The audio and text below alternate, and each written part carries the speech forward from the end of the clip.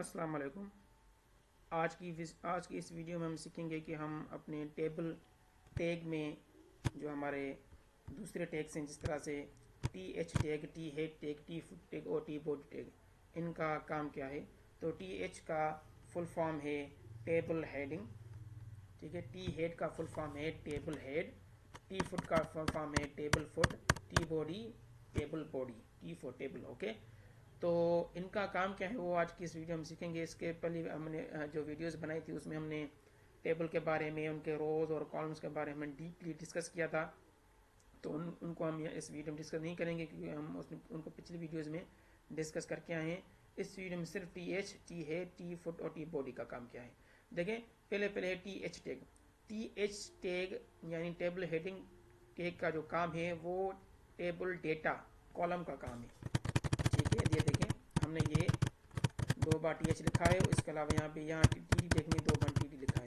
इनका सिर्फ काम ये है, ये एज अ कॉलम का काम करेंगी, कॉलम बन जाएगा। लेकिन वो जो कॉलम होगा वो उसमें जो टेक्स्ट होगी वो बोल्ड होगी और सेंटर पे आ जाएगी। ये देखें, सब्जेक्ट लिखा हुआ है, इसके अलावा मार्क्स, ये भी कॉलम है। मैथ और एटी ये दोनों कॉलम्स हैं, लेकिन इनमें फ़र्क ये है जो टेबल हेडिंग है टी एच, ये ऑटोमेटिकली सेंटर पे आ गया है। इसके अलावा मार्क्स भी यहाँ पे सेंटर पे आओगे, इसके अलावा बोल्ड भी हो गए हैं। इनके दोनों में फ़र्क ये है कि ये हमारी सेंटर पे और बोल्ड हो जाती हैं।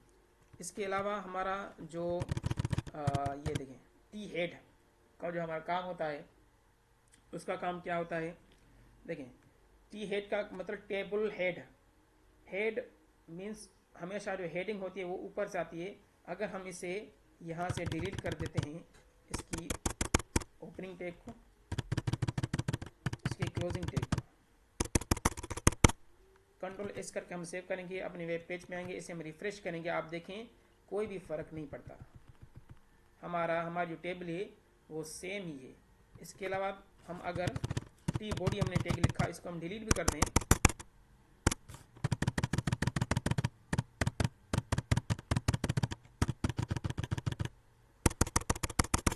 कंट्रोल एस करके हम आगे से रिफ्रेश किया, फिर भी कोई भी फ़र्क नहीं पड़ेगा।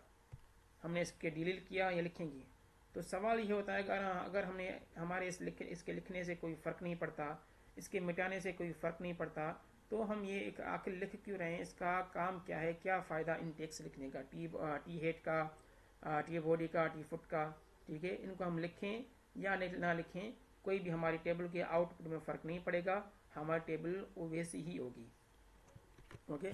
तो इनका बेसिकली काम ये है कि ये रिकग्नाइज करते हैं लोकेशन को, कि ये अगर हेडिंग है, ये सिर्फ ये बताएंगे कि ये हेडिंग है, तो हेडिंग हमेशा ऊपर ही होनी चाहिए, नीचे नहीं आएगी। इसके अलावा ये फुट, टी फुट, आखिर में जो टोटल मार्क्स और 225 लिखा, ये फुट, ये इसका लास्ट में लिखा हुआ है, तो ये टी फुट में हो जाएगा, ये ऊपर नहीं आएगा। बीच में ये बॉडी है, तो ये डिफ्रेंशिएट करती है, अलग करती है हेडिंग को, उसके जो आंसर हमने लिखा था नीचे टोटल मार्क्स उनको, उसके अलावा बीच में जो मटीरियल, ये तीनों को, इनको सिर्फ ये डिफ्रेंशिएट करते हैं कि इनमें डिफरेंस ये है, फ़र्क ये है इनका। फॉर एग्जांपल हमने यहाँ पे लिखा टी हेड, इसके अलावा यहाँ भी हमने लिखा टी हेड, हमने ऐसे किया सेलेक्ट,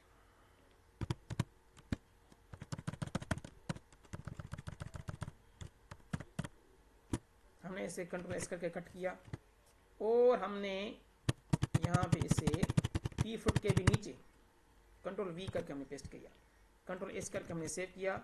अभी हम अगर इसे रिफ्रेश करेंगे तो होना ये चाहिए कि जो हमने ऊपर ये सब्जेक्ट और मार्क्स का जो हमने कॉलम्स बनाए हैं ये दोनों नीचे आ जाएं, टोटल मार्क्स और 225 के भी नीचे, मगर ऐसा नहीं होगा, ठीक है। रिफ्रेश करेंगे, हमें देखें रिफ्रेश कर रहे हैं तो ये अपनी ही जगह पे ही है, नीचे भी नहीं आ रही, यानी कि इसको पता है कि मैं हेडिंग हूँ, वो हेडिंग हमेशा ऊपर ही आती है, ठीक है। इस वजह से बॉडी को अगर हम सेलेक्ट करके कट करके वहाँ दूसरी जगह पर रखेंगे वो भी डिलीट नहीं होगी। तो इस वीडियो में बस इतना ही। अगली वीडियो में हम मज़ीद इनको सीखेंगे कि इनका मज़ीद और काम क्या है।